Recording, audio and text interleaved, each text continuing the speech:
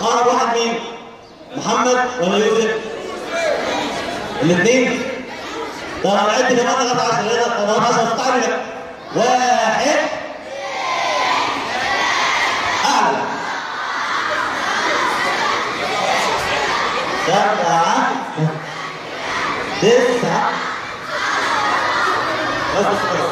هيك الورقه. طبعا هنختار واحد عشان يوم اللي بتبدا المتدربين.